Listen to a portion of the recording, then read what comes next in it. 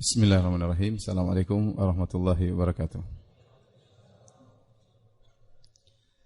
Alhamdulillahi ala ihsanih wa syukru lahu ala taufiqihi wa amtinanih. Asyhadu an la ilaha illallah wahdahu la syarika lahu ta'ziman li sya'nih. Wa asyhadu anna Muhammadan abduhu wa rasuluhu da'ila ridwanih. Allahumma salli alaihi wa ala alihi wa ashabi wa ikhwani. Hadirin dan hadirat yang dirahmati oleh Allah Subhanahu wa taala. Alhamdulillah, puji dan syukur kita panjatkan kepada Allah atas segala limpahan karunia yang Allah berikan kepada kita. Salawat dan salam semoga tercurahkan selalu kepada junjungan kita Nabi Muhammad SAW dan juga kepada keluarganya serta seluruh sahabat beliau tanpa terkecuali. Pada kesempatan kali ini kita akan menyampaikan sebagian dari kisah Alu Imran. Ya, Alu Imran, Alu artinya keluarga, Imran nama seseorang yang soleh. Jadi Alu Imran artinya keluarga Imran, ya. Sampai dalam Al-Quran ada surat yang ketiga namanya surat Ali Imran. Surat Ali Imran, ya. Allah sebutkan Ali Imran dalam surat Ali Imran ayat ke-33. Kata Allah Subhanahu wa taala, "Inna Allah astafa Adam wa Nuha wa ala Ibrahim wa ala Imran 'alal alamin. Dzurriyyatan ba'dhuha min ba'd wallahu samii'un 'alim." Sungguhnya Allah Subhanahu wa taala telah memilih Adam dan Nuh dan ala Ibrahim, keluarga Ibrahim, wa ala Imran dan keluarga Imran 'alal alamin, melebihi segala umat, ya, di masa mereka masing-masing.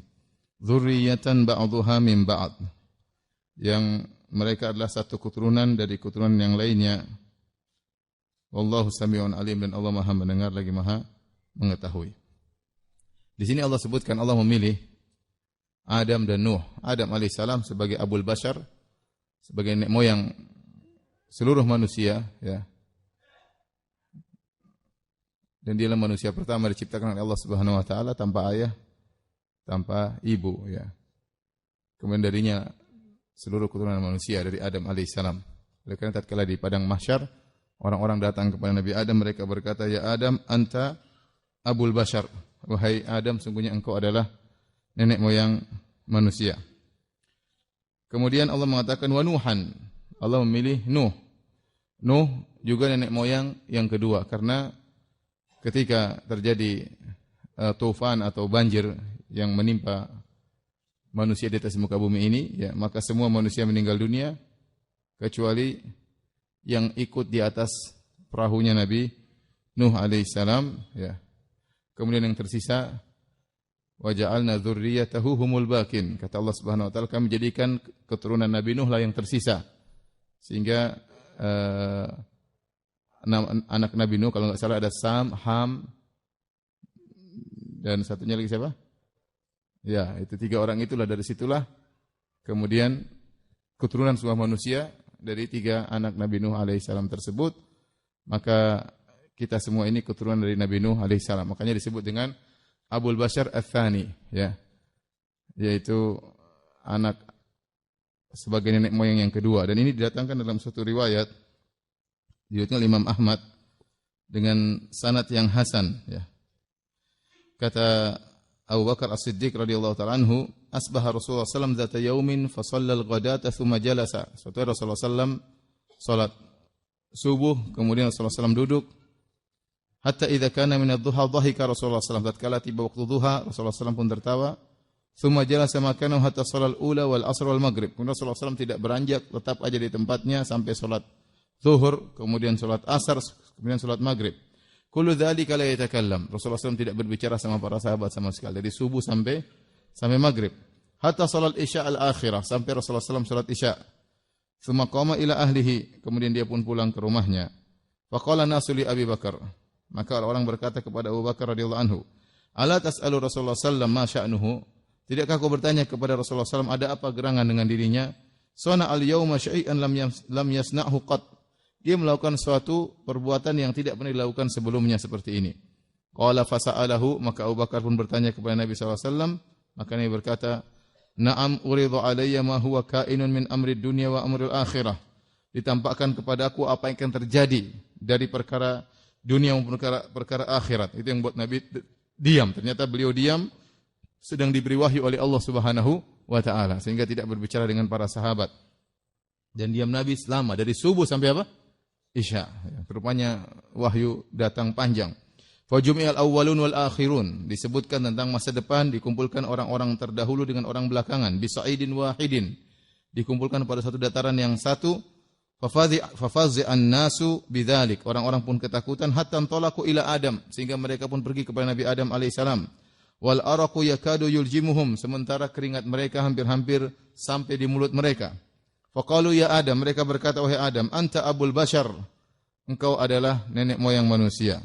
Anta astafakallahu ishfa' lana ila rabbik, engkau telah dipilih oleh Allah azza wa jalla, maka berilah syafaat bagi kami kepada Rabbmu.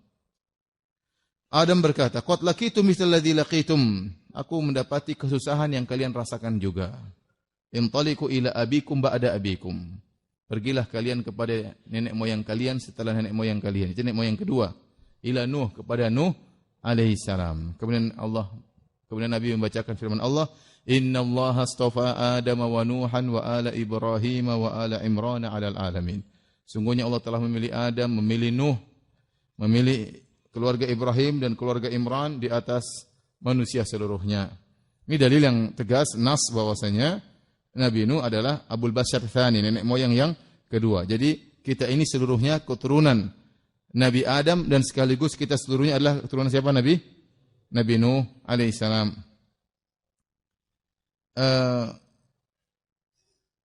Di sini para ulama khilaf tentang siapa yang dimaksud dengan Alu Imran. Ya. Karena Allah mengatakan Allah memilih Adam, Nuh, ala Ibrahim, Allah pilih keluarga Ibrahim berkah. Ya. Makanya Nabi kalau bersalawat, ya, Allahumma salli ala Muhammad wa ala ali Muhammad kama sallaita ala ali Ibrahim, ya Allah berilah keberkahan kepada keluarga Muhammad, ya, sebagaimana kau bersalawat kepada keluarga Ibrahim, dan berkahilah keluarga Muhammad sebagaimana kau berkahi keluarga Ibrahim, ya. Karena keluarga Muhammad SAW masuk dalam keluarga Ibrahim, ya. Ibrahim alaihissalam keluarga yang diberkahi oleh Allah Subhanahu wa taala. Dari Ibrahim lahirlah Ishak dan Ismail. Dari Ishak maka keluarlah nabi-nabi Bani Israel, ya.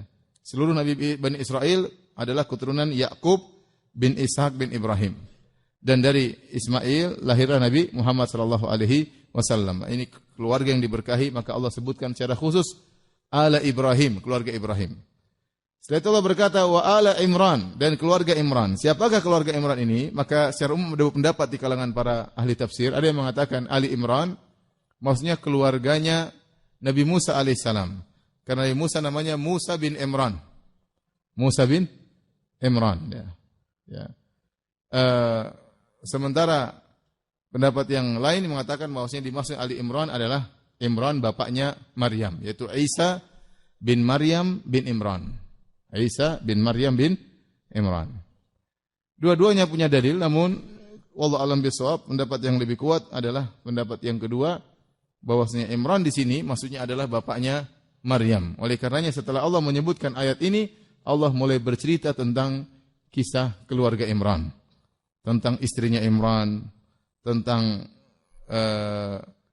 ibunya Nabi Isa itu Maryam, kemudian tentang Nabi Isa, ya, kemudian tentang Zakaria dan Yahya. Ini semua kaitannya dengan keluarga apa? Imran. Nah, Imran ya punya istri namanya Hannah, ya. Kemudian Zakaria punya juga seorang istri namanya, ada yang mengatakan Asya atau nama seperti itu, ya. Nah, istrinya Zakaria ini ada khilaf di kalangan para ulama. Apakah istrinya Zakaria adalah saudarinya ibunya Isa, ibunya Maryam, ya. Ibunya Maryam namanya siapa? Hannah, ya. Istrinya Imran namanya siapa? Hannah. Saya ulangi, Imran punya istri namanya siapa? Hannah. Hannah. Hannah. Nah, Hannah punya anak namanya Maryam. Maryam punya namanya Isa, ya. Di sisi lain ada Zakaria. Zakaria menikah dengan seorang wanita. Wanita ini punya hubungan kekerabatan dengan Hannah. Ada yang mengatakan istrinya Zakaria adalah saudarinya Hannah. Kalau begitu istrinya Zakaria bibinya Maryam. Bingung ya?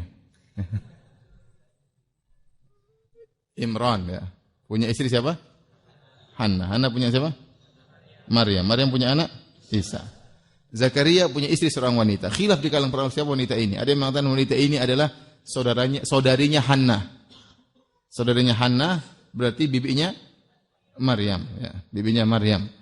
Terus ada yang mengatakan istrinya Zakaria ini bukan saudarinya Hannah tetapi saudarinya Maryam. Saudarinya Maryam, kalau begitu istrinya Zakaria adalah bibinya Isa. Berarti istrinya Zakaria bibinya apa? Isa. Ini cuma khilaf. Kebanyakan riwayat mengatakan bahwasanya istrinya Zakaria adalah saudarinya Maryam. Saudarinya Maryam. Jika perkaranya demikian, berarti Yahya juga cucunya Imran. Paham? Jika perkaranya demikian, bahwasanya istrinya Zakaria adalah saudarinya Maryam, berarti dia anaknya Hannah. Berarti istrinya Zakaria itu putrinya Hannah, yang Hannah itu istrinya Imran. Nah, berarti kalau kita menurut pendapat yang masyhur, bahwasanya Yahya ini adalah Yahya bin Zakaria. Tetapi kalau dari sisi ibu, berarti dia anaknya saudarinya Maryam, neneknya adalah Hannah, istrinya siapa? Imran. Berarti kalau kita bicara keluarga Imran, kita akan bicara tentang Imran, tentang istrinya Hannah, kemudian tentang putrinya Maryam, kemudian tentang cucunya siapa? Isa alaihissalam, dan juga cucunya Hannah siapa? Yahya alaihissalam.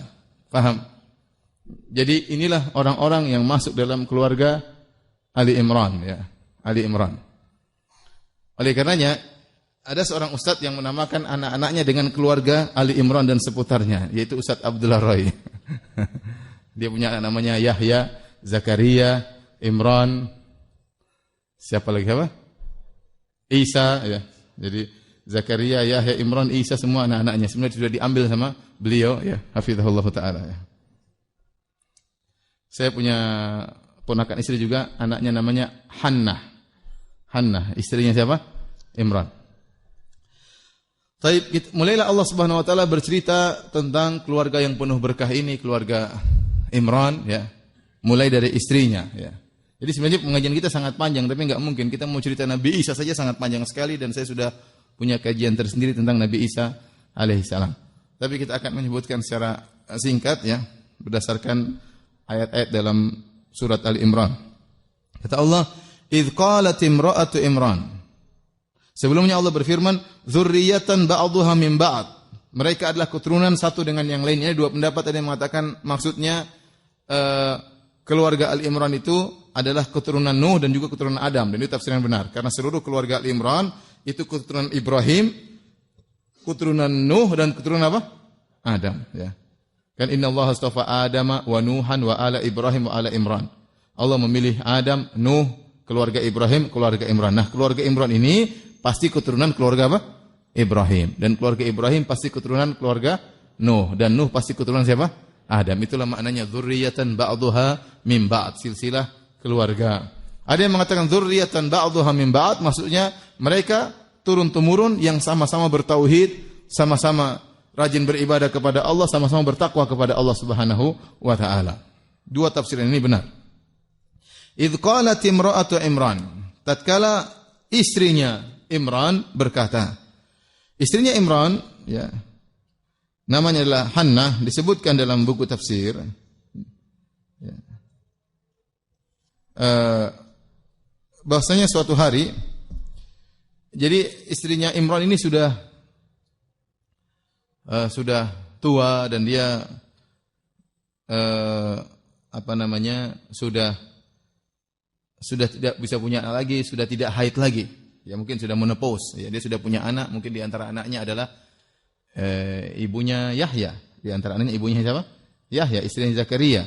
Jadi sudah mencapai masa tua, sudah menopause, sudah punya anak lagi. Satu hari tatkala dia sedang bernaung di bawah sebuah naungan pohon, ya.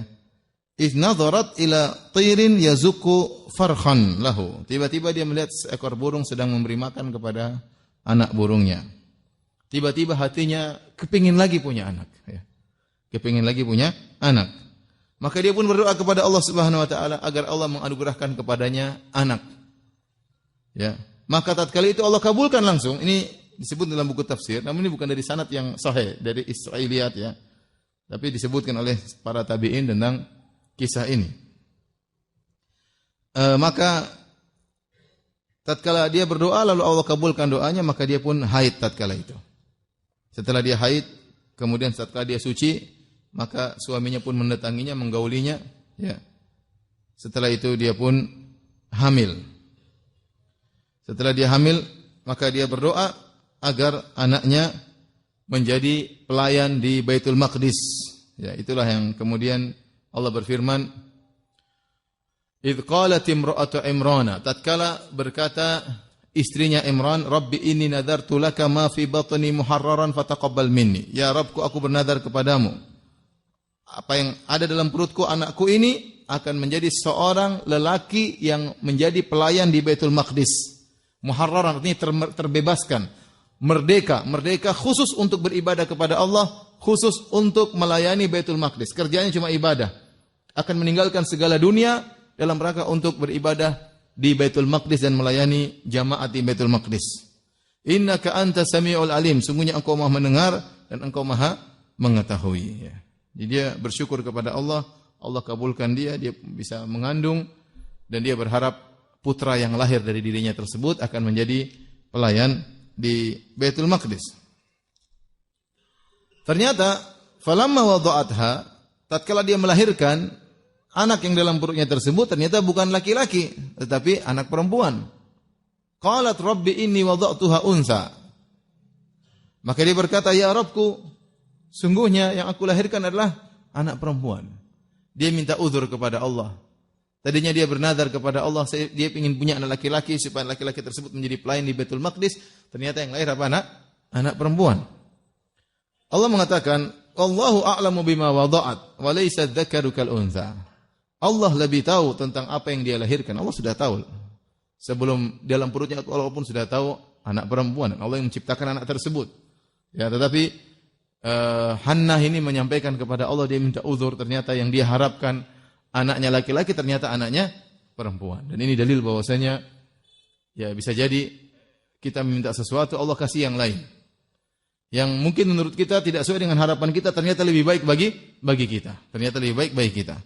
Maka dia berkata dalam qiraah yang lain, dia berkata, wallahu a'lamu bima wada'tu wa laysa dzakaru kal untha. Wa laysa dzakaru kal untha. Dia berkata, ya Allah, saya melahirkan seorang anak perempuan dan engkau lebih tahu tentang apa yang saya lahirkan, dan engkau tahu bahwasanya laki-laki tidak sama dengan perempuan. Dalam tafsiran, dalam qiraah yang lain, wallahu a'lamu bima wada'at, yang sering kita baca dalam Quran kita, Allah tahu tentang apa yang dia lahirkan. Allah berkata, walaysa dzakaru kal untha, sungguhnya laki-laki tidak sama dengan perempuan. Ini adalah pernyataan Allah untuk menjelaskan, wahai Hannah, meskipun yang kau lahirkan adalah perempuan, tapi perempuan ini tidak seperti perempuan yang lainnya. Benar, secara jenis laki-laki lebih afdal daripada jenis perempuan, sebagaimana yang dipersangkakan oleh orang-orang, tetapi ini perempuan spesial. Ya. Allah lebih tahu tentang kemaslahatan yang terbaik bagimu, wahai istrinya Imran. Ternyata wanita ini spesial, dialah Maryam yang akan melahirkan Nabi Isa. Subhanallah. Allah kabulkan sesuatu yang di luar daripada permintaan seorang yang wanita solehah. Oleh karena ikhwan atau akhwat, kalau kita minta sesuatu Allah tidak kabulkan, yakinlah bahwasanya Allah yang lebih tahu terbaik bagi kita. Allah yang tahu lebih terbaik bagi kita. Ya, seandainya kalau Allah penuhi permintaan kita, bisa jadi lebih mudarat bagi kita tanpa kita sadari. Makanya dikatakan Allah yang menciptakan kita lebih tahu yang lebih maslahat bagi kita daripada kita sendiri. Maka Allah mengatakan, ini laki-laki tidak sama dengan perempuan, perempuan ini perempuan spesial. Kemudian Hannah berkata lagi, wa inni sammaituha Maryam, aku menamakan wanita ini dengan Maryam, anak perempuan ini dengan Maryam. Wa inni u'idzuha bika wa dzurriyyataha minasyaitonir rajim, dan aku memohon kepada engkau untuk melindungi putriku ini dan melindungi keturunan dari putriku ini dari godaan syaitan yang terkutuk. Dan ini dalil bahwasanya boleh seorang menamakan anaknya begitu lahir langsung menamakan, seperti Hannah. Hannah begitu anaknya lahir dinamakan apa? Maryam. Demikian Nabi Muhammad SAW waktu terlahirkan Ibrahim, Rasulullah berkata, "Samaituhu Ibrahim." Aku menamakan putraku dengan Ibrahim. Ya. Memang dalam hal disebutkan ya bahwasanya kalau anak lahir bahwasanya hari ke-7 yauma sabihi, ya, dipotongkan kambingnya, dicukur rambutnya, wa yusamma, dan dinamakan pada hari ke-7, ya. Tetapi dalil menunjukkan dinamakan hari pertama juga boleh. Dinamakan hari pertama juga boleh. Jadi kalau kita punya anak tidak mesti harus nunggu hari ke-7 baru kita kasih nama. Nanti panjang khilafnya, ya. Ibunya bilang namanya Joni. Bapaknya bilang Jono. Ya ribut, Joni Jono. Kalau kita tahu nama bagus, kasih nama hari pertama langsung, ya. Si fulan atau fulanah, ya. Dan itu sunnah Nabi SAW menamakan putranya Ibrahim pada hari pertama. Kemudian juga Hannah menamakan putrinya di hari pertama lahir dengan apa? Maryam. Kemudian dia berdoa kepada Allah Subhanahu wa taala, "Ya Allah, jauhilah ya putriku ini dari godaan syaitan dan juga anak putriku, cucuku dari godaan syaitan." Dan ini dikabulkan oleh Allah Subhanahu wa taala. Dari hadis Abu Hurairah radhiyallahu anhu, Rasulullah SAW bersabda, "Ma min mauludin yuladu illa wa syaitanu yamassuhu hina yulad." Tidaklah seorang anak lahir tatkala dia dilahirkan kecuali syaitan akan mengganggunya, menyakitinya. Fayastahillu sarikhan min massi syaitan iyyahu, maka anak tersebut akan menangis akibat gangguan syaitan tersebut. Illa Maryam wa ibnaha, kecuali Maryam dan putranya. Oleh karenanya Maryam dan Isa alaihissalam lahir tanpa diganggu oleh syaitan. Dan inilah kebenaran dari firman Allah Subhanahu wa taala. Kata Nabi Isa alaihissalam dalam surat Maryam, "Wassalamu alayya yauma wulidtu." Keselamatan bagiku tatkala aku dilahirkan, yaitu dia tidak diganggu oleh apa? Syaitan. Wassalamu alayya yauma wulidtu wa yauma amutu wa yauma ub'atsu hayya. Kata Nabi Isa, keselamatan bagiku tatkala aku dilahirkan, tatkala aku diwafatkan, dan tatkala aku dibangkitkan. Dan Nabi Isa selalu diselamatkan. Pas lahir tidak diganggu syaitan, pas meninggal tidak disalib, dan tatkala dibangkitkan pun tidak dalam kondisi yang buruk, tapi dibangkitkan sebagai orang yang saleh.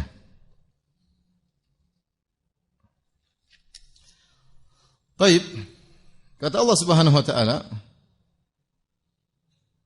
"Fataqabbalaha rabbuha biqabulin hasanin wa ambataha nabatan hasanan wa kaffalaha Zakaria." Maka Allah menerima nazar dari Hannah, ya. Maka Maryam pun dipelihara, ya. Kemudian akhirnya menjadi pelayan di Baitul Maqdis. Dan ini perkara yang tidak biasa terjadi. Biasanya yang jadi pelayan di Baitul Maqdis, kata para ahli tafsir, yaitu lelaki, anak laki-laki. Tapi qadarullah, karena Hannah ini sudah bernazar dan mereka semua menghormati Hannah. Kenapa? Karena Hannah ini istrinya Imran. Imran adalah orang paling soleh di zaman itu. Ini ulamanya mereka, Imran ini. Sehingga tatkala Hannah bernazar agar putrinya Maryam menjadi pelayan di Baitul Maqdis, maka semuanya menerima. Dan akhirnya Allah Subhanahu wa taala menerima nazar, ya, dengan penerimaan yang baik, dan Allah mentarbiyah, ya, wa ambataha nabatan hasanan, dan Allah mendidik, ya, Maryam dengan didikan yang baik, wa kaffalaha Zakaria, dan Allah menjadikan Zakaria yang mengurus Maryam, ya. Bagaimana ceritanya Zakaria mengurus Maryam? Disebutkan, ya. Jadi waktu Hannah lahir, ya, disebutkan bahwasanya suaminya Imran sudah meninggal dunia.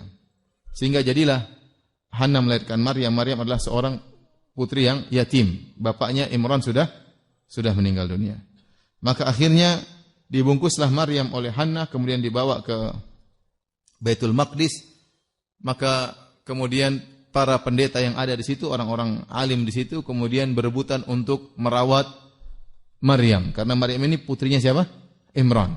Mereka ingin merawat putri dari ustadz mereka lah, gampang lainnya seperti itu. Ini syekh mereka, guru mereka yang paling mereka kagumi, yang paling mereka hormati, sudah meninggal dunia. Ini putrinya. maka mereka berusaha berebut untuk merawat Maryam. Akhirnya tatkala mereka rebutan, terpaksa mereka harus menggunakan qur'ah, undian, ya. Idh yulqunahum ayyuhum yakfulu Maryam wa ma kunta ladaihim idh yakhtasimun. Kata Allah Subhanahu wa taala, tidaklah engkau bersama mereka wahai Muhammad, karena ceritanya Allah sebutkan kepada Nabi Muhammad sallallahu alaihi wasallam tatkala mereka para pendeta-pendeta tersebut mereka berselisih siapa yang akan merawat Maryam.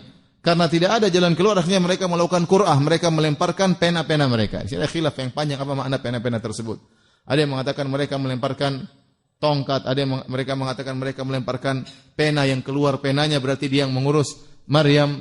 Ada yang mengatakan mereka melempar tongkat mereka ke sebuah sungai, tongkat yang kemudian naik tidak tenggelam, maka itulah yang mengurus Maryam. Intinya ini perkataan ahli tafsir, intinya yang keluar namanya nama Zakaria. Namanya Zakaria. Artinya Zakaria lah yang mengurus siapa? Maryam. Zakaria yang mengurus Maryam. Dan kebetulan Zakaria punya hubungan kekerabatan dengan Maryam. Apakah dia sebagai omnya Maryam kalau istrinya adalah bibinya Maryam, atau istrinya adalah saudarinya Maryam? Kakaknya siapa? Maryam. Tadi masih ingat? Tadi khilaf apakah istrinya Zakaria adalah saudarinya Hannah atau putrinya siapa? Hannah. Apakah istrinya Zakaria adalah bibinya Maryam, khalahnya, atau kakaknya Maryam? Intinya Zakaria punya hubungan kekerabatan dengan Maryam, ya. Dan Zakaria adalah seorang nabi yang soleh, dan dia adalah orang yang paling soleh di zaman itu setelah meninggalnya Imran, ya. Sebenarnya dia yang lebih berhak karena dia yang paling soleh. Hanya saja mereka berebutan ingin merawat Maryam sehingga tidak ada jalan keluar kecuali dengan qur'ah, dengan undian. Kata Allah, wa kaffalaha Zakaria. Zakaria yang akhirnya mengurus Maryam, dirawat sampai Maryam besar, ya. Dan disebutkan dibuatlah Zakaria membuat mihrab buat Maryam. Mihrab kalau bahasa kita sekarang ini namanya mihrab, ya, tempatnya imam. Tapi maksudnya mihrab dalam ayat tersebut bukan seperti ini. Ini istilah baru yang muncul di kalangan kaum muslimin. Mihrab maksudnya dalam ayat ini adalah suatu tempat ibadah, semacam kuil ibadah yang dibuat khusus untuk orang beribadah di situ. Maka Zakaria membangun semacam tempat yang agak tinggi. Kalau mau ke tempat tersebut harus naik tangga khusus untuk Maryam. Kemudian dia kunci pintu tersebut. Ya, kalau butuh makanan maka dia antar kepada Maryam. Demikian, dia khusus merawat Maryam. Tapi ada hal yang aneh terjadi setelah Maryam besar, ya. Setelah Maryam besar, kata Allah, "Kullama dakhala 'alaiha Zakaria al-mihraba wajada 'indaha rizqa." Jadi Zakaria yang mengurus Maryam, Zakaria alaihissalam. Tetapi Zakaria setiap kali naik untuk mengantar makanan kepada Maryam, wajada 'indaha rizqa. Ternyata di situ ada makanan sudah tersedia. Dan makanannya aneh kata para ahli tafsir. Yaitu Zakaria mendapati buah-buahan yang muncul, yang tumbuh di musim, harusnya tumbuh di musim dingin, sementara ini di musim panas kok ada buah tersebut. Di musim panas kok ada buah-buah yang hanya tumbuh di musim dingin. Kemudian juga tatkala di musim dingin Zakaria mendapati buah-buah yang harusnya tumbuhnya di musim panas. Ini aneh. Aneh dari dua hal. Pertama, dari mana datang buah ini? Yang kedua, datang bukan pada musimnya. Ya, pertama dari mana datang buah ini, yang kedua datang bukan pada musimnya. Oleh karenanya, ya, Zakaria bertanya, qala ya Maryamu anna laki hadza? Wahai Maryam, dari mana kau dapat ini semua? Ya, siapa yang mengantarkan makanan? Kok buahnya juga aneh, tidak sesuai dengan pada musimnya? Maka Maryam berkata, qalat huwa min indillah. Ini dari Allah Subhanahu wa taala. Ini karamah. Karamah bagi Maryam. Maryam bukan seorang nabi, bukan nabi perempuan. Dia seorang wanita yang salehah. Ya. Dia hadiahkan dirinya untuk berkhidmah kepada Baitul Maqdis, untuk beribadah kepada Allah Subhanahu wa taala. Dia tinggalkan seluruh dunia, dia tinggalkan seluruh pernikahan, dia tinggalkan segala kesenangan dunia untuk bisa berkhidmah di Baitul Maqdis. Hidupnya penuh dengan ibadah kepada Allah Subhanahu wa taala, maka Allah pun berikan dia makanan, ya, tiba-tiba tanpa dia usahakan. Kata Maryam, huwa min indillah. Ini makanan semua dari Allah Subhanahu wa taala. Innallaha yarzuqu may yasha'u bighairi hisab. Sungguhnya Allah Subhanahu wa taala memberi rezeki kepada yang Dia kehendaki tanpa hisab, tanpa diperhitungkan, tanpa diketahui, tiba-tiba muncul, ya. Tiba-tiba muncul. Ya ikhwan, ini bukan dalil bahwasanya seorang tidak berusaha, ya. Ya Maryam memang dia seorang wanita dan dia diurus oleh apa? Zakaria. Sehingga Allah berikan, seandainya Allah tidak berikan makanan, Zakaria pun akan bawa makanan. Tapi Allah ingin memuliakan siapa? Maryam. Ya. Kenapa? Karena ada sebagian orang salah paham tentang ayat ini. Sebagian orang mengatakan, enggak usah berusaha, berdoa saja. Tiba-tiba nanti ya Allah kirim makanan. Contohnya Maryam. Saya pernah ceramah di kapal. Ceramah tentang namanya tawakal yang benar itu adalah berdoa dan berusaha. Bukan cuma apa? Berdoa. Saya sebutkan dalil begitu banyak bagaimana berusaha, para anbiya dulu berusaha. Kemudian ada yang bantah saya, dia bantah dengan kisah ini. Tidak perlu berusaha. Maryam duduk di kuilnya, tahu-tahu datang apa? Makanan. Subhanallah, ini lain. Itu kalau ente perempuan kayak Maryam sudah nanti tidak apa-apa. Ente kan laki-laki kerja berusaha ya. Ini karomah. Ini dalam kondisi tertentu tidak bisa diumumkan. Yang namanya tawakal yang benar adalah berdoa dan berusaha ya. Ini karomah Allah berikan kepada Maryam. Allah berfirman, "Hunalika da'a Zakaria rabbahu." Tatkala Zakaria alaihissalam melihat kejadian yang ajaib pada Maryam, bagaimana tiba-tiba Allah berikan rezeki tanpa dia berusaha, cuma di tempatnya saja, dan rezekinya aneh. Makanan musim dingin bisa dihidangkan di musim panas, buah-buahan musim panas bisa dihidangkan di musim dingin. Maka ini berarti bisa muncul akibat meskipun tanpa sebab, kalau Allah berkehendak. Mulailah tergerak hatinya untuk berdoa kepada Allah. Hunalika da'a Zakaria rabbahu. Maka tatkala itu Zakaria pun berdoa. Berdoa untuk apa? Untuk agar punya anak. Kenapa? Karena menurut perkiraan dia nggak bisa punya anak. Kenapa? Dia sudah tua dan istrinya mandul. Namun tatkala dia melihat keajaiban, Allah bisa munculkan akibat tanpa ada sebab, ya. Maka bisa jadi meskipun dia tidak punya sebab untuk punya anak, Allah bisa berikan dia anak. Dan itu kekuasaan Allah Subhanahu wa taala.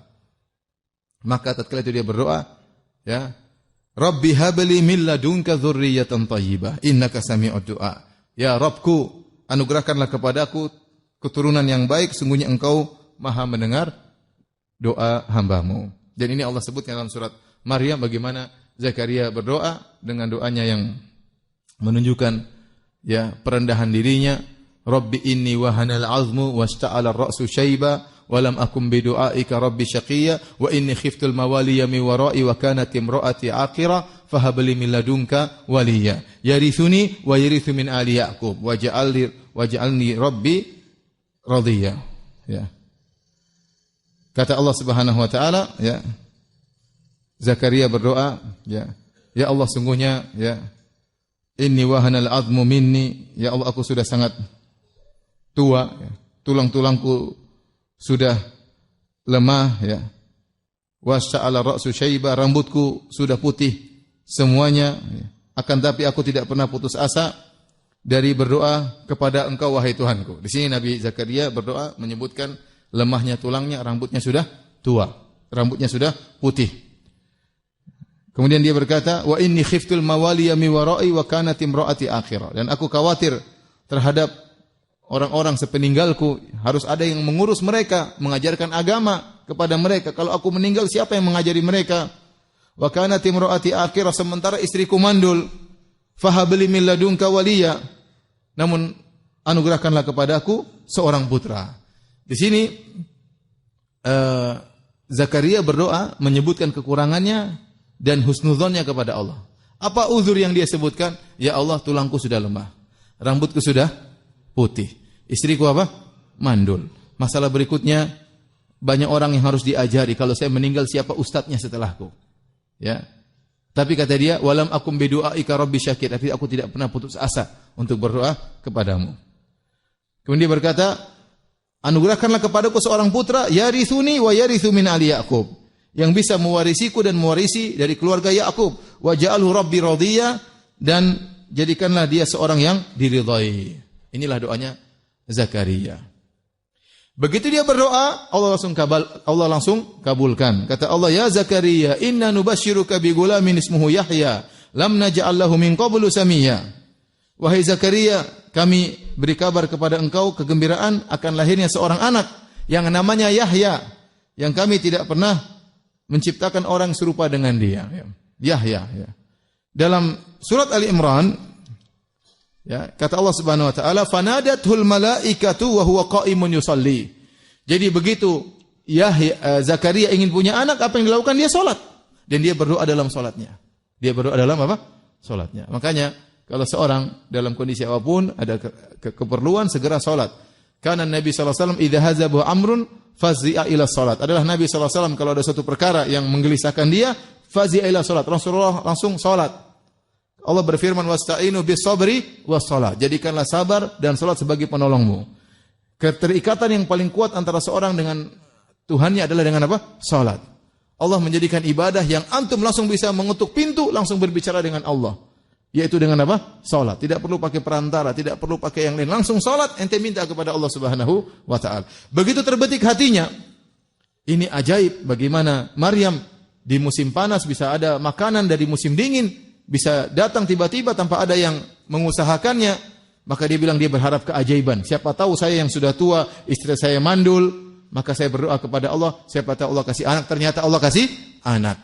Dalam surat Ali Imran, Allah mengabarkan tentang pengkabulan doa Nabi Zakaria dengan para malaikat. Kata Allah, "Fanadathul malaikah."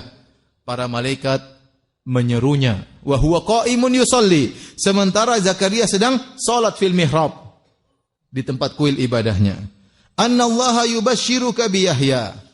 Allah beri kabar gembira kepada engkau wahai Zakaria. Jadi yang kabarkan malaikat banyak. Fanadatul malaika. Malaikat rame-rame datang kasih tahu Zakaria sementara dia sedang apa? Salat. Mungkin dia sedang sujud berdoa, mungkin dia sedang duduk berdoa, intinya sedang berdoa, tiba-tiba langsung suara malaikat keluar, "Wahai Zakaria, Allah beri kabar gembira kepada engkau, doamu dikabulkan, engkau akan punya seorang anak namanya Yahya." Sifat Yahya tersebut musaddiqan bi kalimatin minallah. Dia akan membenarkan Nabi Isa. Yahya lebih tua daripada Nabi Isa. Yahya di luar lahir daripada Nabi Isa. Wa sayyidan, dia akan membenarkan kalimat Allah. Kalimat Allah maksudnya Nabi Isa di kemudian hari. Jadi sifat Yahya pertama musaddiqan bi kalimatin minallah. Dia akan membenarkan kalimat Allah. Maksudnya Nabi Isa yang diciptakan dengan kalimat kun fayakun. Yang kedua wa sayyidan, dia akan menjadi pemimpin dalam agama pada kaumnya. Seorang yang sangat saleh, yang bertakwa kepada Allah, yang sangat banyak ilmunya. Wa hasuran, dan dia memiliki sifat tidak mendatangi wanita. Dia menahan syahwatnya, dia berkhidmah kepada agama sampai-sampai dia tidak menikah. Ya. Ini sifat Nabi Yahya, khusus untuk Nabi Yahya. Wa nabiyyam minas shalihin, dan dia adalah seorang nabi dari orang-orang yang saleh. Waktu dikabulkan doanya, ya, Nabi Zakaria kaget ya. Dia berkata, "Qala rabbi anna yakunu li gulamun." Ya Allah, kok bisa saya punya anak ya? Apa namanya? Kan tadi kamu yang minta. Sekarang kok kamu kaget? Jadi Nabi Zakaria bingung, ya Allah saya punya anak gimana caranya? Ya, bukan dia menolak, cuma dia ingin tahu bagaimana caranya saya bisa punya anak. Dia minta anak, dia bilang aku tidak putus asa dari engkau ya Allah, saya minta kepadamu untuk beri anak. Allah bilang iya kau punya anak. Dia bingung kok bisa? Ya. Maka Allah jelaskan, ya. Dia mengatakan, "Anna yakunu li gulamun wa kanat imraati akhirah." Bagaimana saya bisa punya anak laki-laki sementara istriku mandul? Wa qad balagtu minal kibari itiya, dan saya sudah sangat tua, orang tua mungkin spermanya sudah tidak bisa punya anak lagi atau bagaimana ya. Intinya atau tidak keluar sperma lagi, sudah sangat tua, disebutkan umurnya sudah lebih menjelang 100 tahun waktu itu. Dia bilang, "Bagaimana saya bisa punya anak? Istri saya mandul, saya sudah sangat tua." Allah jawab dengan mudah, "Qala kadzalika qala rabbuka huwa alayya hayyan." Demikianlah perkataan Rabbku, itu perkara mudah bagiku. Wa qad khalaqtuka min qabl wa lam taku syai'a. Dulu aku ciptakan engkau pun kau sebelumnya bukanlah sesuatu apapun. Mudah.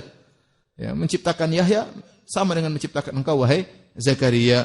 Mudah bagi Allah Subhanahu wa taala. Jadi perkataan Nabi Zakaria, "Ya Allah, bagaimana aku punya anak?" Ini bukan dia mengingkari pernyataan Allah bahwa dia akan punya anak, tapi dia ingin tahu bagaimana dia bisa punya anak, gimana caranya. Kata Allah, mudah bagi Allah Subhanahu wa taala. Kemudian Zakaria minta lagi penekanan, dia berkata, ya, "Qala rabbi ja'ali ayah." Ya Allah, berikan aku tanda bahwasanya aku bakalan punya anak. Dia ingin segera tahu kabar gembira tersebut. Ya, kau bakalan punya anak. Kan masih lama, berarti istrinya bakalan hamil, tunggu 9 bulan. Ya Allah, kasihlah tanda terdekat bahwa saya benar-benar akan punya anak. Apa tanda terdekat? Saya bakalan punya anak. Kata Allah, qala ayatuka alla tukalliman nasa salasa layalin sawiya. Kata Allah Subhanahu wa taala, kau selama 3 hari, kau tidak akan bisa bicara dengan manusia selama 3 hari. Dalam ayat yang lain, salasata ayyamin illa ramza. Kau tidak bisa bicara dengan orang-orang selama 3 hari kecuali hanya isyarat. Ada yang mau isyarat dengan tangan, ada yang mau isyarat dengan alis mata, ada yang isyarat dengan matanya. Intinya kau tidak bisa ngomong selama 3 hari 3 malam. Ternyata benar. Setelah itu Zakaria enggak bisa ngomong. Ya, ini berarti bukti bahwasanya tanda yang terdekat sudah datang, tanda berikutnya nanti lahirnya anaknya Yahya pasti muncul. Ya, rupanya Yahya ingin segera merasakan kegembiraan tersebut. Kalau suruh nunggu, wahai Yahya, tunggu aja lagi nanti. Suami istri mengandung tidak lama lagi. Kelamaan, dia ingin tanda sekarang. Tanda sekarang itu artinya bukti bahwasanya akan terjadi perubahan. Nah, Allah bilang buktinya kau tidak bisa ngomong setelah ini 3 hari. Dan ternyata dia enggak bisa ngomong. Fa kharaja ala qaumihi minal mihrab fa auha ilaihim an sabbihu bukratan wa ashiya. Maka dia pun keluar dari mihrabnya, sudah enggak bisa ngomong. Dia suruh murid-muridnya untuk bertasbih pagi hari dan siang hari, entah bagaimana cara beliau berbicara dengan murid-muridnya tersebut. Tetapi Allah berfirman, "Wadhkur rabbaka katsiran wasabbih bil asyi wal abkar." Wahai Zakaria, kau tidak bisa ngomong selama 3 hari 3 malam, tetapi tetaplah bertasbih kepada Rabbmu dengan banyak. Berzikir dan bertasbihlah di pagi hari dan di sore hari. Kata para ulama, meskipun Zakaria tidak bisa ngomong sama orang, tapi kalau dia berzikir bisa. Ini mukjizat juga ya. Misalnya dia ngomong nggak bisa, kalau baca Quran apa? Bisa. Dia ngomong nggak bisa, kalau sholat bisa. Berzikir, bertasbih kepada Allah bisa. Jadi ini bukti bahwasanya Allah bisa merubah kondisimu yang tadinya kau bisa ngomong nggak bisa ngomong. Bahkan tidak bisa ngomongmu hanya pada bicara pada manusia, sementara kalau berzikir bisa ngomong. Maka kalau begitu Allah bikin istrimu yang tadinya mandul bisa tidak mandul, mudah bagi Allah. Yang tadinya kau tua mungkin sudah tidak keluar lagi yang bisa punya anak, bisa keluar sperma yang bisa menghasilkan anak. Akhirnya hamillah istrinya, kemudian lahirlah seorang anak namanya siapa? Yahya. Kita pending dulu kisah Nabi Yahya alaihissalam. Kita cerita tentang kisah Maryam, ya.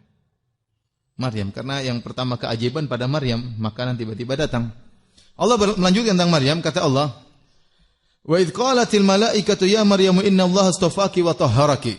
Tatkala malaikat berkata kepada Maryam. Jadi malaikat berbicara dengan Maryam. Mungkin datang dalam bentuk manusia ngobrol sama Maryam. Ya, inna Allah astafaki, wahai Maryam, sungguhnya Allah telah memilih engkau. Engkau muliakan engkau. Allah menjadikan kau wanita salihah. Wa tahharaki, Allah membersihkan engkau dari keburukan, dari akhlak yang buruk, ya. Wastafaki ala nisa'il alamin, dan Allah menjadikan engkau mulia dibandingkan wanita zaman itu, engkau yang paling top, wahai Maryam.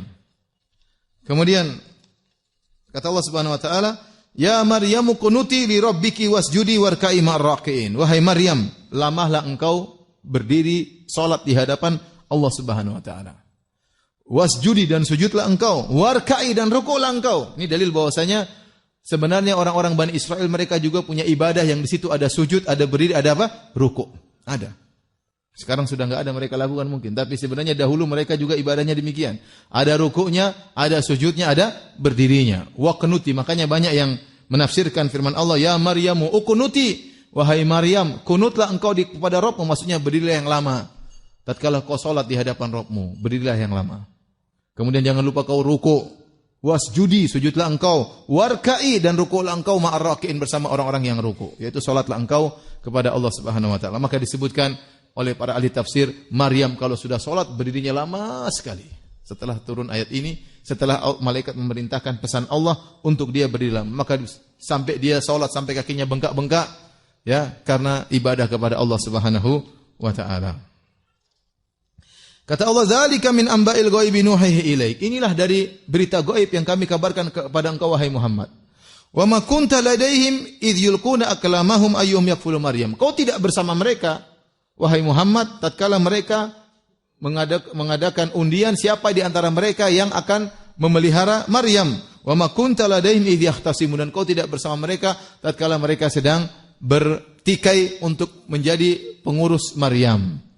Ini adalah kabar gaib tentang kisah zaman dahulu Bani Israel yang Allah kisahkan kepada Nabi Muhammad SAW untuk Nabi bacakan kepada ahlul kitab agar mereka tahu Muhammad adalah seorang Nabi. Muhammad tidak pernah tinggal di zaman dahulu. Muhammad tidak pernah baca Alkitab dan Injil dan Taurat. Tetapi dia tahu tentang cerita kisah Maryam, Zakaria, Yahya dan lain-lainnya. Sebagai bukti kenabian Rasulullah SAW. Setelah itu Allah lanjutkan ceritanya. Idh qalatil malaikatu ya Maryam. Tatkala malaikat berkata kepada Maryam, "Inna Allah yubashshiruki bi kalimatin minhu ismuhul Masih Isa bin Maryam." Sungguhnya Allah beri kabar gembira kepada engkau tentang suatu kalimat, yaitu anak yang akan diciptakan oleh Allah dengan kalimat, dengan kata kun. Yang nama anak tersebut adalah Al-Masih Isa ibnu Maryam. Al-Masih Isa bin Maryam, wajihan fid dunya, dan dia adalah orang terpandang di dunia, terhormat, wal akhirati, dan terpandang di akhirat, wa minal muqarrabin, dan termasuk orang-orang yang didekatkan kepada Allah Subhanahu wa taala. Baik. Al-Masih, Nabi Isa diberi gelar dengan Al-Masih. Apa maknanya Al-Masih? Al-Masih ada beberapa makna. Ada yang mengatakan Al-Masih yaitu seorang yang berjalan. Ya, berjalan ke sana. Nabi Isa tidak punya tempat tertentu, dia datang jalan ke sana berdakwah, jalan ke sini berdakwah, jalan ke sana berdakwah. Maka dia digelari dengan Al-Masih. Kita punya dua Al-Masih. Al-Masih Masihul Huda, yaitu Nabi Isa alaihissalam, sama Masihul Dhalalah, yaitu Dajjal. Dajjal juga diberi gelar dengan apa? Al-Masih. Nanti Al-Masih yang hak akan membunuh Al-Masih yang batil. Masih Isa akan membunuh Masih apa? Dajjal. Akan bertemu menjelang hari kiamat kelak. Nah, Nabi Isa disebut Al-Masih, bisa diartikan karena dia berjalan dari sana ke sini, ya. Sebagaimana Dajjal juga disebut Al-Masih karena dia akan mengitari dunia. Tidak ada tempat kecuali akan disinggahi oleh apa? Dajjal, ya. Termasuk Selipi, ya. Jakarta akan disinggahi oleh apa? Dajjal. Kedua, Al-Masih juga diartikan, masih artinya menyentuh. Kenapa menyentuh? Karena Nabi Isa kalau menyentuh sembuh. Dia menyentuh orang masaha, dia menyentuh orang buta menjadi melihat, dia menyentuh orang yang baros, penyakit albino menjadi sembuh, ya. Ini maka digelar dengan Al-Masih, ya. Kemudian ada yang mengatakan Al-Masih karena Nabi Isa alaihissalam, ya, dia mamsuh, yaitu dihapuskan dari dosa-dosanya oleh Allah Subhanahu wa taala. Adapun Dajjal disebut mamsuh, mamsuh artinya dihilangkan tuh matanya, dijadikan buta oleh Allah Subhanahu wa taala. Makanya meskipun Dajjal sangat sakti tapi dia mamsuh, yaitu meskipun dia sangat sakti bahkan dia mengaku sebagai Tuhan, tapi matanya satunya buta, yang satunya pun bisa melihat tetapi cacat, ya. Satunya bisa melihat tapi pun cacat. Makanya Nabi mengatakan, "Inna rabbakum laisa bi'awar." Sungguhnya Allah Subhanahu wa taala Rabb kalian tidak buta sebelah. Wa inna dajjal a'waru al-ainil yumna. Adapun Dajjal mata kanannya buta, ya. Maka jangan terpedaya dengan Dajjal. Kalau dia ngaku Tuhan, kok Tuhan matanya buta, ya. Tuhan masa seperti ini bentuknya meskipun dia sakti. Baik. Maryam ini adalah seorang wanita yang sangat salehah. Dan dalam banyak Al-Quran, dalam ayat Allah sebutkan, Allah memuji wa ahsanat farjaha, yang dia menjaga kemaluannya. Ini contoh tentang seorang wanita soleha yang pernah digoda, ya, atau tergoda dengan seorang laki yang sangat tampan tapi dia menolak. Seperti Allah sebutkan dalam surat Maryam, ya, kata Allah Subhanahu wa taala, "Wadhkur fil kitabi Maryama idin tabadat min ahli makanan syarqiyya fattakhadhat min dunihim hijaban fa arsalna ilaiha ruhana fatamathala laha basyaran sawiyya." Waktu Maryam sedang menjauh dari keluarganya dalam rangka beribadah kepada Allah, ya, kejauhan dari kota, ingin beribadah kepada Allah, kata Allah, fa arsalna ilaiha ruhana, maka kami kirim kepada dia malaikat Jibril, fatamathala laha basyaran sawiyya, maka Jibril menjelma sebagai seorang yang tampan, seorang yang sempurna, ya. Maka dia mendatangi Maryam. Maryam mengira lelaki ini ingin menggodanya, sementara tidak ada yang melihat. Kalaupun dia melakukan perzinahan sama lelaki ini, maka tidak ada yang melihat, ya. Maka Maryam segera berkata, qalat inni a'udzu birrahmani minka. Aku berlindung kepada Allah dari gangguanmu. In kunta taqiyya, hendaknya kau bertakwa, takutlah kepada Allah Subhanahu wa taala. Subhanallah, itu wanita salehah. Kalau ada lelaki yang menggoda, langsung dia ingatkan, bertakwalah kepada Allah. Aku berlindung kepada Allah daripada engkau. Jangan kau melanggar perintah Allah. Bukan, oh ya, siapa Mas namanya Mas? kirim biodatanya, ya. Boleh. Enggak, ini wanita salehah ini tidak halal bagi dia, bukan mahramnya, langsung dia mengatakan inni a'udzu birrahmani minka in kunta taqiyya. Dan seorang harus berlindung kepada Allah. Ya. Maryam yang begitu soleha tetap berlindung kepada Allah. Karena seorang tidak bisa selamat dari fitnah kecuali atas perlindungan Allah Subhanahu wa taala. Ya akhi, seorang menyangka dirinya imannya kuat, begitu digoda dengan cewek atau digoda dengan cowok, dalam sekejap, beberapa 1 menit imannya hancur semuanya. Langsung dia tergoda, langsung terjadi apa yang terjadi tanpa dia sadari. Tatkala syahwatnya sudah bergelora, tiba-tiba dia lupa dengan semuanya, lupa dengan keimanannya, lupa dengan Tuhannya, lupa dengan anaknya, lupa dengan suaminya, lupa dengan istrinya. Terjadi apa yang terjadi. Dan itu banyak kasus seperti itu ya. Maka tatkala di hadapan kita ada godaan, yang pertama kita ucapkan a'udzubillahi minasyaitonirrajim. A'udzubillahi minka. Jangan sampai kau menggodaku. Antum kalau digoda sama akhwat, jangan bilang a'udzubillahi minasyaitonirrajim saja, langsung blokir ya. Jangan bilang auzubillahi minasyaitonirrajim tapi balas terus WhatsApp-nya, percuma. Ya. Langsung apa? Auzubillahi minasyaitonirrajim, blokir. Ya. Ternyata lelaki yang tampan tersebut malaikat Jibril. Ya. Qala innama ana rasulu rabbiki li ahabalaki gulaman zakiyya. Sungguhnya aku utusan Rabbmu untuk mengabarkan Allah akan berikan kepada engkau seorang anak yang suci. Qalat anna yakunu li gulamun walam yamsasni basyarun walam aku baghiyah. Bagaimana saya bisa punya anak sementara saya tidak menikah dan saya bukan wanita pezina? Ya. Subhanallah ya. Kata Maryam, kalau dia berhubungan dengan siapa? Lelaki seorang di situ dia disebut wanita apa? Pezina. Tapi kata Abdul Aziz enggak apa-apa kalau enggak ketahuan orang kan? Kata Abdul Aziz selama masih dalam kamar bukan apa? Pezina. Kata Maryam, saya bukan wanita yang menikah sehingga punya anak dan saya juga bukan wanita apa? Berzina. Karena wanita berzina punya anak, bisa punya anak. Maka akhirnya Maryam pun hamil dan ini ujian yang sangat berat bagi seorang wanita soleha yang namanya Maryam ini ya. Bagaimana tidak? Dia senantiasa dikenal oleh masyarakat bahwasanya dia adalah seorang wanita soleha. Dia adalah putrinya ustadz paling top tatkala itu, yang paling soleh di zamannya, yang paling berilmu di zamannya. Selama ini tidak muncul, tahu-tahu punya anak. Bayangkan, apa kata dunia? Tidak pernah muncul, dikirain beribadah, ternyata punya anak. Maka itu ujian yang sangat berat bagi Maryam. Ya. Fahamalatu fantabadat bihi makanan qasiyya. Maka dia pun hamil, tiba-tiba mengandung perutnya tanpa ada yang menggaulinya, tanpa ada yang menyentuhnya. Dia tidak pernah disentuh laki sama sekali. Tahu-tahu mengandung. Maka dia pun pergi menjauh. Ya, tempat yang menjauh dari kota, biar tidak ada yang lihat. Fa'aja'a al-makhadu ila jid'in nakhlati qalat ya laitani mitu qabla hadha wa kuntu nasyan mansiya. Maka waktu dia merasa sakit akan melahirkan, maka dia berkata, ya Rabbku, seandainya saya meninggal sebelum ini dan aku adalah orang yang terlupakan. Dia khawatir tidak bisa menghadapi ujian. Dia khawatir tidak bisa menghadapi apa? Ujian. Karena ujian di hadapan dia sangat berat. Cercaan manusia, hinaan manusia. Ya. Sudah dia bisa bayangkan apa kata dunia. Ya. Maka dia mengatakan seandainya saya meninggal sebelum ini, selesai cerita. Ternyata dia tidak meninggal. Ternyata dia hamil. Ternyata dia punya anak. Maka tatkala dia sedang melahirkan, beliau ya Maryam kehausan, ya, maka Allah Subhanahu wa taala mengatakan ya wa huzzi ilayki bi jadhi'in nakhlati tusaqit alayki rutaban janiyya. Maka tatkala dia sedang sangat lelah, dia lapar, kesakitan dan dia kehausan, maka Allah menyuruh dia untuk menggerakkan pohon korma, maka dia goyangkan akar pohon korma, maka rutab korma-korma yang muda tersebut jatuh untuk dia makan. Dan ini dalil bahwasanya seorang harus berusaha ya meskipun harus menggerakkan apa? Pohon korma. Dan kita tahu namanya Maryam lagi sedang mau melahirkan dalam kondisi sangat lemah. Kalau goyang pohon korma pasti pohon kormanya tidak goyang ya. Ya, antum coba kalau goyang akar, ente goyang atau tidak? Yang goyang ente apa pohonnya? Pasti ente yang goyang. Pohonnya enggak goyang. Tetapi yang penting dia ada usaha, maka buah-buah tersebut pun jatuh. Ini Allah mengajarkan namanya hasil perlu dengan apa? Usaha. Maka Allah berikan ya makanan, Allah alirkan sungai di dekatnya sehingga dia bisa minum. Wa kuli washrabi wa qurri aina. Kata Allah, makanlah dan minumlah.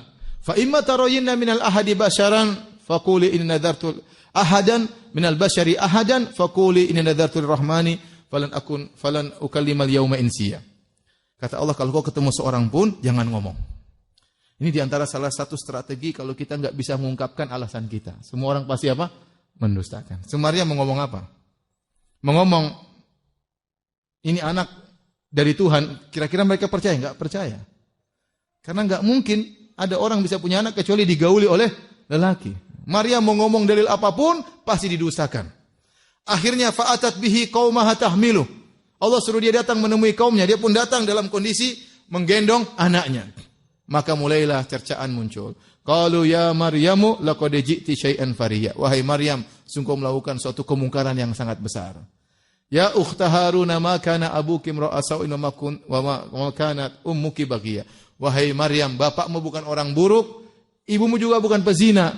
Kenapa kau bisa jadi pezina seperti ini punya anak? Ini dalil bahwasanya Bani Israel menilai wanita yang punya anak yang bermaksiat diam-diam berzina tetap dinamakan apa? Pezina meskipun enggak ada yang lihat. Ya. Sehingga langsung mereka menuduh Maryam sebagai pezina. Maryam tidak bisa jawab. Ini yang dia khawatirkan, ujian yang sangat berat. Fa asyarat ilaih, maka dia kasih isyarat kepada putranya yang masih kecil Nabi Isa. Tiba-tiba Nabi Isa berbicara. Kata mereka, qalu kaifa nukallimu man kana fil mahdi sabiyya. Seakan-akan Maryam berkata, enggak usah tanya saya, tanya anakku ini. Kata mereka, gimana kami ngomong sama anakmu? Tiba-tiba Isa berkata, inni Abdullah, aku adalah anak Allah. Aku adalah hamba Allah. Astagfirullah. Aku adalah hamba Allah. Atani al-kitab wa ja'alani nabiyya. Allah telah memberikan aku Alkitab, Allah jadikan aku seorang nabi. Wa ja'alani mubarakan aina ma kuntu. Allah jadikan aku berkah dimanapun aku berada. Wa awsani bis salati wa zakati ma dumtu hayya. Allah menyuruhku aku bayar zakat dan untuk salat ya selama aku masih hidup. Wa barram bi walidati, dan Allah menyuruhku untuk berbakti kepada ibundaku ini. Ya. Walam yaj'alni jabbaran syaqiyya, dan tidak menjadikan aku seorang yang sombong dan celaka, durhaka, keras kepada orang tuaku. Wassalamu alayya yauma wulidtu wa yauma amutu wa yauma ub'atsu hayya. Allah beri keselamatan kepadaku tatkala aku lahir, tatkala aku mati, dan tatkala aku dibangkitkan. Ini semua ayat membantah yang mengatakan Nabi Isa adalah anak Tuhan, apalagi Tuhan. Tetapi itu pembahasannya sudah pernah saya bahas dalam kisah Nabi Isa alaihissalam. Intinya, akhirnya malaikat mengabarkan kepada, kita tarik ke belakang kembali, malaikat mengabarkan kepada Maryam bahwasanya engkau akan punya anak, ya, namanya Isa. Di antara ciri-cirinya, kata malaikat, ismuhul Masihu Isa bin Maryam. Namanya adalah Masih Isa bin Maryam karena tidak punya bapak. Isa bin Maryam. Dan Allah menceritakan kisah ini secara berurutan. Allah ceritakan tentang kisah Zakaria yang bisa punya anak meskipun tua dan mandul, tapi masih mungkin. Allah sebutkan yang lebih aneh lagi, punya anak tanpa bapak. Punya anak tanpa bapak. Apa yang terjadi pada Zakaria dengan lahirnya Yahya, suatu yang aneh, menakjubkan. Tapi lebih aneh lagi, Maryam punya anak tanpa bapak. Wajihan fid dunya wal akhirah, dan ciri-ciri anakmu nanti dia orang terhormat, terpandang di dunia maupun di akhirat. Wa minal muqarrabin, termasuk orang dekat kepada Allah Subhanahu wa taala. Di antara cirinya wa yukallimun nasa fil mahdi wa kahla, dan dia akan berbicara dengan manusia tatkala masih digendong maupun sudah tua. Ya. Jadi ini namanya bukan Tuhan. Tuhan kok berubah dari kecil menjadi apa? Besar ya, tua ya, enggak. Dari masih digendong, Tuhan digendong sampai Tuhan jalan sendiri, ini bukan Tuhan ya. Ini bukan ciri apa? Tuhan. Tuhan tidak perlu digendong ya. Wa kahlan minas salihin, dan wa minas salihin, dan termasuk orang-orang yang saleh. Maka Maryam berkata, Rabbi anna yakunu li waladun wa lam yamsasni bashar. Ya Rabbku, bagaimana aku bisa punya anak sementara aku tidak pernah disentuh oleh manusia manapun? Qala kadzalikillahu yakhluqu ma yasha. Demikianlah Allah kalau ingin menciptakan sesuatu yang Allah kehendaki. Terserah. Idza qada amran fa inna ma yaqulahu kun fayakun. Kalau Allah ingin memutuskan suatu perkara, Allah hanya tinggal mengatakan kun fayakun. Setelah Allah sebutkan lagi tentang ciri Nabi Isa. Wa yu'allimuhul kitaba wal hikmah. Nabi Isa akan mengajarkan Alkitab dan Al-Hikmah, wat Taurat wal Injil. Ya. Taurat Injil akan diajarkan semua. Jadi Nabi Isa menguasai Taurat, bukan cuma menguasai Injil, dia menguasai juga Taurat. Ya. Kemudian di antara ciri-ciri Nabi Isa, wa rasulan ila Bani Israel, bahwasanya Nabi Isa adalah rasul, utusan kepada Bani Israel, bukan kepada yang lainnya. Nabi Isa hanya khusus kepada Bani Israel, bukan kepada suku-suku yang lainnya. Ya. Maka sebenarnya agama Nasrani bukan agama internasional sebenarnya, bukan. Ya, sebagaimana Yahudi bukan agama internasional, dia agama khusus buat Bani Israel. Anni qad ji'tukum bi ayatin min rabbikum. Sungguhnya aku datang kepada kalian dengan suatu tanda-tanda mukjizat dari Allah. Anni akhluqu lakum min at-tini ka ha'it at-tayri fa anfukhu fihi fa yakunu tayran bi idznillah. Aku bisa ciptakan burung. Jadi burung dibuat oleh Nabi Isa dengan tanah liat, setelah bentuk burung ditiup fa anfukhu fihi fa yakunu tayran bi idznillah. Aku tiup, langsung terbanglah burung tersebut dengan kata Nabi Isa bi idznillah, dengan izin siapa? Allah. Bukan aku yang ciptakan, tapi Allah yang ciptakan. Wa ubri'ul akmah wal abrasa wa uhyil mauta biiznillah. Aku pun menyembuhkan orang buta, aku menyembuhkan orang albino, dan aku menghidupkan yang mati biiznillah, dengan izin Allah. Bukan aku yang bisa, tapi karena izin siapa? Allah. Wa unabbi'ukum bima ta'kuluna wa tadkhuluna fi buyutikum. Dan aku bisa kabarkan apa yang kalian sedang makan di rumah kalian dan apa yang sedang kalian sembunyikan. Ya, bahkan sebagian riwayat disebutkan Nabi Isa masih kecil dia main-main, terus dia bilang sama temannya, kawan, ibumu lagi makan ini loh. Kok tahu itu? Pulang, oh ternyata ibunya lagi makan. Kenapa ibu nggak bilang-bilang? Nangis. Yang kasih tahu siapa? Isa itu, Isa yang kasih tahu. Dia tahu apa yang dimakan oleh orang dan apa yang disembunyikan. Ibu lagi sembunyikin ini. Ada coklat di bawah rumah misalnya. Jadi bisa kasih tahu. Bikin heboh sama teman-temannya. Inna fi dzalika laayatan lakum in kuntum mu'minin. Ini semua sebagai tanda mukjizat bagi kalian kalau kalian mau beriman. Para hadirin dan hadirat yang Allah Subhanahu wa taala. Adapun Zakaria, Nabi Isa, kita sampai di situ saja kisah Nabi Isa alaihissalam.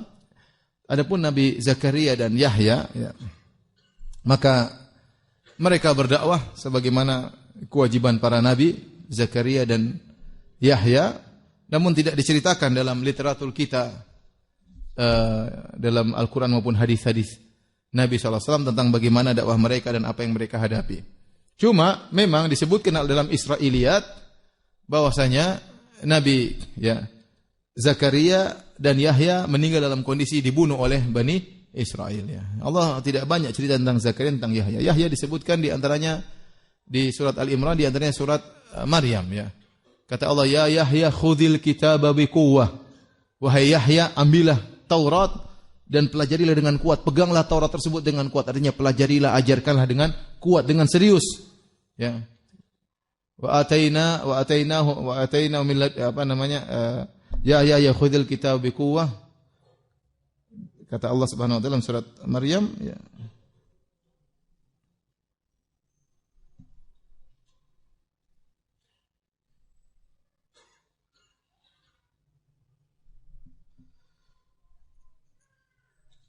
Ya khudhil kitaba biquwwah atainahu al-hukma sabiyya, dan kami berikan kepada dia hikmah tatkala dia masih kecil. Kata Allah, wa hananan min ladunna wa zakatan. Kami jadikan dia memiliki sifat hanan. Hanan itu dia penyayang, lembut. Dia sangat lembut kepada orang-orang. Sifat nabi, seorang nabi lembut, dia tidak kasar. Apalagi kepada kedua orang tuanya, Zakaria dan ibunya. Wa zakatan, dan dia adalah orang yang sangat suci. Suci yaitu jauh dari akhlak yang buruk, berperangai mulia. Wa kana taqiyan, dan dia adalah seorang yang bertakwa, menjauhi segala larangan dan menjalankan segala perintah. Wa barran bil walidayhi, dan ternyata dia adalah seorang yang sangat berbakti kepada kedua orang tuanya. Wa lam yakun jabbaran asiya, dia bukan orang yang sombong dan bukan juga pelaku maksiat. Wa salamun alaihi, kata Allah di sini, dan keselamatan baginya yauma wulida, tatkala dia dilahirkan. Wa yauma yamutu, keselamatan baginya tatkala dia meninggal. Wa yauma yub'atsu hayya, dan keselamatan baginya tatkala dia dibangkitkan. Ini sifat Nabi Yahya yang Allah sebutkan dalam surat Al-Quran. Ya. Tidak banyak. Selesai kisah Nabi atau sifat-sifat Nabi Yahya. Kemudian tersebar di buku-buku tafsir, literatur bahwasanya Zakaria dan Yahya dibunuh oleh Bani Israel. Meninggalnya dengan dibunuh.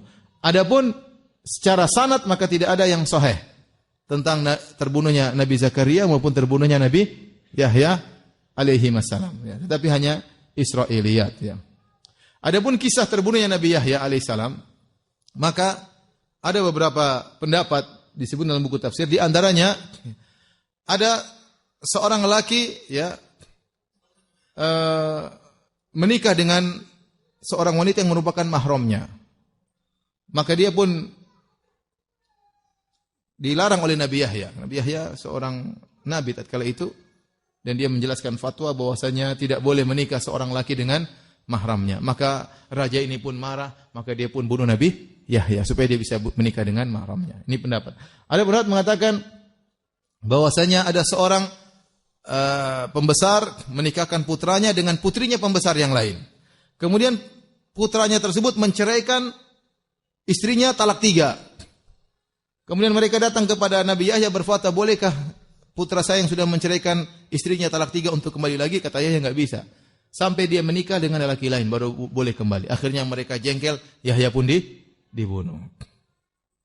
Ada juga mengatakan bahwa Yahya ya dirayu oleh seorang wanita pelacur ya. Dan dia tidak pernah mau ya, digoda tidak pernah mau. Akhirnya wanita pelacur ini dinaksir oleh seorang penguasa, kemudian ingin menikah wanita ini. Kata wanita tersebut, dia jengkel, dia bilang, saya tidak mau menikah dengan engkau sampai kau hadirkan kepala Yahya di hadapanku. Maka akhirnya penguasa tersebut mengirim orang untuk membunuh Nabi Yahya, kemudian kepalanya dihadirkan kepada sang wanita, baru kemudian penguasa tersebut menikah dengan sang wanita. Ini ada pendapat-pendapat lain lagi, semuanya tidak ada kejelasan dalam sanadnya. Ya. Mereka mengatakan Nabi Yahya Zakaria dibunuh, mereka berdalil dengan keumuman ayat, karena di antara ciri-ciri Bani Israel, kata Allah, wa qatlahumul anbiya. Mereka ciri-cirinya suka membunuh para nabi. Falima taqtuluna anbiya Allahi min qablu. Kenapa kalian dahulunya suka membunuh para nabi? Allah sebutkan dalam beberapa ayat. Ciri-ciri Bani Israel suka membunuh para nabi. Dan mereka contohkan Bani Israel membunuh Yahya dan Zakaria. Ini pendapat sebagian ulama. Wallahu bisawab, sebagian ulama mengatakan tidak ada dalil yang tegas dalam hal ini. Terutama bahwasanya ada ayat-ayat yang menunjukkan Yahya tidak mungkin mati dengan dibunuh. Di antaranya ayat yang kita baca ini. Nabi Yahya berkata, Allah berfirman tentang Nabi Yahya, "Wassalamun alaihi yauma wulida wa yauma yamutu wa yauma yub'atsu hayya." Keselamatan bagi Yahya tatkala dia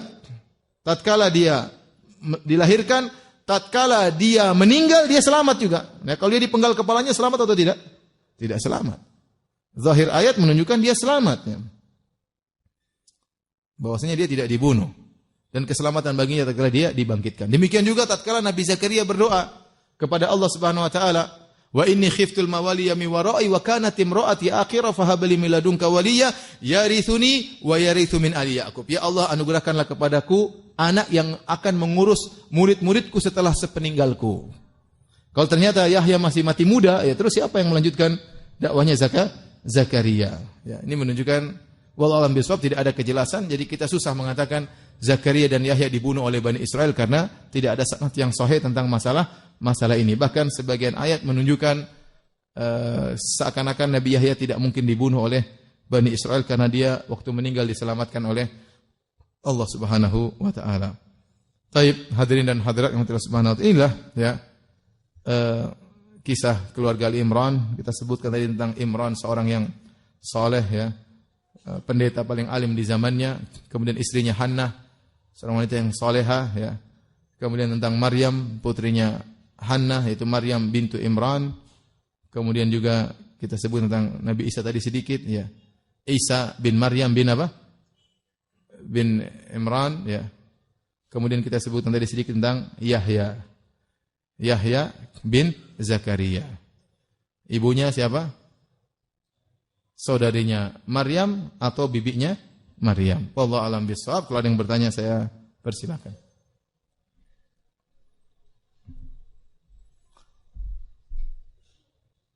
Silakan.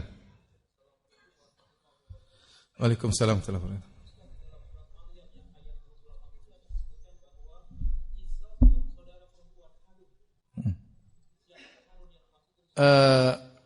Mereka mengatakan ya ukhta Harun, wahai Maryam, bukan Isa. Ya ukhta Harun, wahai Maryam, saudarinya apa?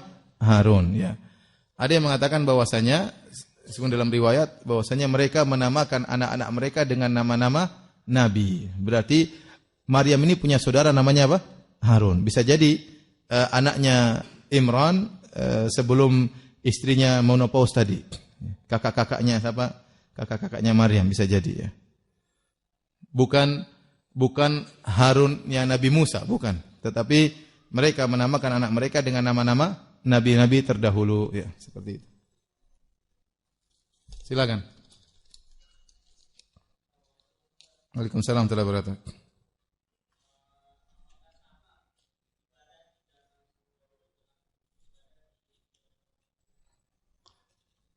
Pada dasarnya setiap masing-masing nabi punya syariat tersendiri. Kata Allah, likullin ja'alna minkum syir'atan wa minhaja.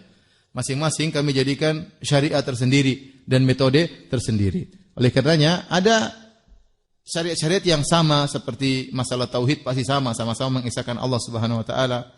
Kemudian kita dapati puasa juga ternyata sudah ada sejak zaman dahulu, makanya Allah mengatakan kutiba alaikumusyamu kama kutiba alal ladzina min qablikum. Diwajibkan sekalian puasa sebagaimana diwajibkan umat-umat sebelum kalian. Namun bagaimana tata caranya? Wallahu a'lam bishawab ya. Apakah sahurnya ada atau sampai jam berapa ya. Sementara puasa kita pun mengalami beberapa fase. Kemudian salat juga ternyata ada. Nabi Ibrahim juga salat, Nabi Isa juga salat ya. Ya, tadi apa namanya? Wa awsani bis salati waz zakati. Kata Nabi Isa, aku diwasiatkan oleh Allah untuk salat dan bayar apa? Zakat. Berarti ada juga. Tapi bagaimana perinciannya kita tidak tahu. Apakah sama 5 waktu seperti kita? Tidak ada dalilnya. Apakah persis seperti kita? Tapi yang jelas ada rukuknya, ada sujudnya, ada berdirinya. Ya. Ini yang menguatkan kita bahwasanya mereka sekarang mengalami banyak penyimpangan. Penyimpangan mereka sampai parah, sampai terlupakan agama mereka. Sekarang mereka ibadah tidak ada rukuk, tidak ada sujudnya. Apakah kita berdosa memaksa pasangan kita untuk ikut kajian Islam? Apakah kita berdosa memaksa pasangan kita untuk ikut kajian Islam? Paksa-paksa dikit lah, tidak apa-apa ya. Makanya dalam hadis Nabi SAW waktu mengatakan rahimallahu imra'an qama minal lail fa shalla. Ya. Allah merahmati seorang suami yang bangun di malam hari kemudian salat malam. Wa aiqadha ahlahu fa shallat. Kemudian dia bangunkan istrinya untuk salat. Ya. Kalau fa in abad, kalau istrinya tidak mau bangun, nadhaha ala wajhiha alma, maka percikan air di wajahnya supaya dia bangun. Ini kata para ulama, sedikit maksa enggak apa-apa. Ya. Buktinya tidak mau bangun di apa? Percikan air. Tapi Nabi bilang percikan air, bukan ember di. Kalau ember itu berarti paksa banget. Kalau air dipercikan itu paksa apa? Dikit. Jadi kalau paksa ayolah sayang, ayo jalanlah, ayo paksa gitu. Yang dia tidak mau kemudian pukul itu enggak boleh. Tapi kalau dia agak enggak mau udah paksa aja, ayo nanti kita makan apa di sana habis pengajian, enggak apa-apa ya. Jadi maksa-maksa dikit enggak.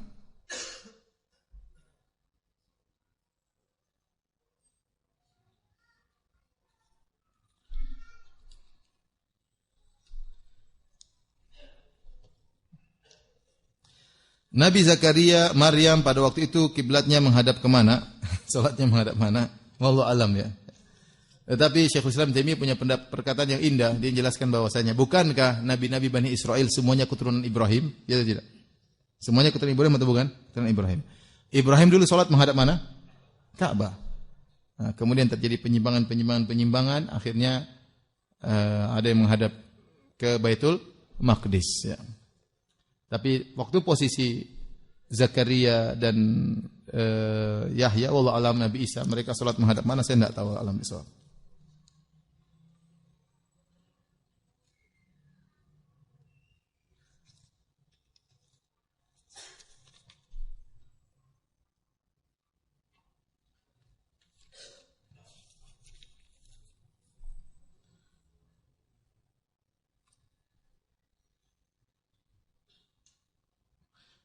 Apakah boleh memberikan nama-nama para sahabat atau nabi-nabi kepada hewan peliharaan seperti kucing? Saya rasa janganlah ya.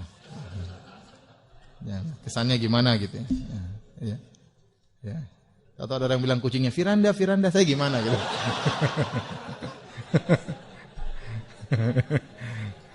Kalau macan masih gagah, macan saya namanya Firanda, ini kucing. Enggak lah. Janganlah.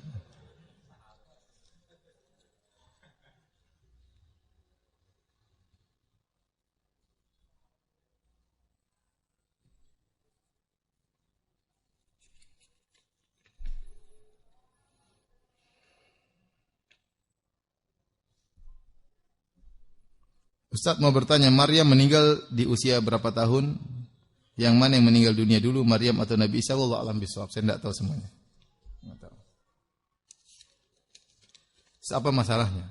Maria meninggal dulu atau apa? Nabi Isa dulu ya, diangkat dulu. Kemudian dia meninggal umur berapa juga apa urusannya ya. Jadi memang itu sejarahnya semua ada. Tapi dalam Al-Quran Allah menyampaikan kisah-kisah yang ada ibrah di balik kisah-kisah tersebut ya. Adapun yang tidak ada ibrahnya Allah berpaling, tidak perlu disebutkan ya. Tidak perlu disebutkan karena Al-Quran bukan sekedar kisah tapi kisah yang di balik itu ada apa?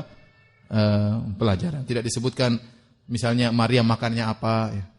Beras atau singkong atau gandum enggak perlu karena enggak ada faedahnya. Karena enggak ada faedah. Hikmah tentang keluarga Imran ya keluarga yang soleh dan soleha. Keluarga yang soleh. Bahwasanya orang tua yang soleh akan melahirkan anak-anak yang soleh. Maka seorang berusaha bertakwa kepada Allah. Lihat Imran, istrinya Hannah punya anak Maryam soleh punya anak Nabi Isa alaihissalam. Ya. Maka seorang pada asalnya orang tua yang soleh, anak yang soleh, anaknya harusnya soleh juga. Tapi kecuali Allah kasih ujian seperti Nabi Nuh punya anak yang tidak soleh. Tapi hukum asalnya kalau orang tua, ayah dan ibu soleh, biasanya anak-anak juga apa? Soleh dan soleh. Kata pepatah kita, buah tidak jatuh tidak jauh dari apa? Pohonnya. Makanya ketika Maryam dituduh berzina, mereka mengingkari. Kata mereka, ya ukhta Harun, kok bisa kau berzina wahai Maryam? Bapakmu soleh, ibumu soleha. Enggak sesuai. Karena buah jatuh tidak jauh dari apa? Pohonnya. Ya. Kecuali kalau bapakmu dulu pezina, ibumu pezina, kau jadi pezina wajar. Ya, tapi ternyata tidak. Ya, kok bisa demikian ya? Tapi saya katakan asalnya kalau kita ingin punya anak yang soleh, kita berusaha soleh, istri kita solehah, kita tiap hari berdoa menjalankan kegiatan rumah tangga yang baik, ya, tidak memasukkan alat-alat kemungkaran dalam rumah, ya, kita bertakwa kepada Allah, insya Allah anak menjadi soleh.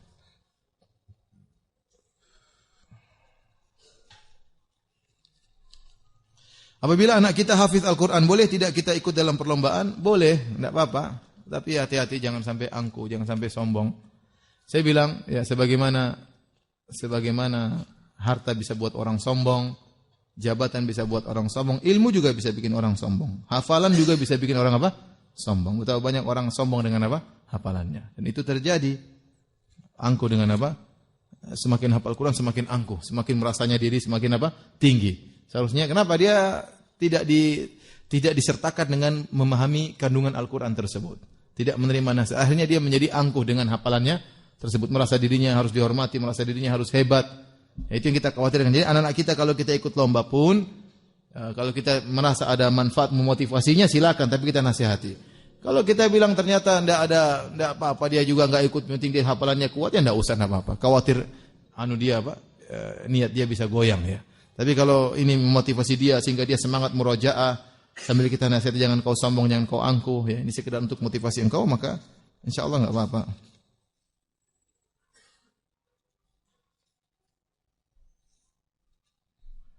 Ustaz, saya mau bertanya pendapat Ustaz. Saya memiliki adik satu bapak yang beda ibu dan adik saya ini ingin melangsungkan pernikahan, adik perempuan kali. Dengan kondisi bapak kita yang sudah meninggal, apakah saya wajib menjadi wali untuk pernikahan adik saya? Sedangkan dalam hati saya ada keberatan karena kondisi keluarga yang kurang harmonis dan kondisi tempat tinggal yang jauh untuk mencari wali nikah yang turunan terdekat. Bapak saya tidak memiliki saudara laki-laki dan saudara-saudara saya hanya saya yang sudah dewasa. Ya kalau memang tidak ada yang mahram lagi untuk menjadi wali, maka antum yang jadi wali, antum menjadi wali karena antum mahram dari adik sebapak antum tersebut ya, jadi wali. Ya, kalau jadi wali antum berhak untuk menilai calon suaminya. Antum berhak menilai calon suaminya. Itu fungsi wali untuk melihat calon suaminya lantas atau tidak, pantas atau tidak, baik atau tidak. Kalau tidak baik, saya tidak mau, cari yang baik. Itu fungsi sebagai apa? Sebagai wali. Wallahu a'lam bishawab. Demikian saja kajian kita. Subhanakallah bihamdik asyhadu an la ilaha illa anta astaghfiruka wa atubu ilaik. Assalamualaikum warahmatullahi wabarakatuh.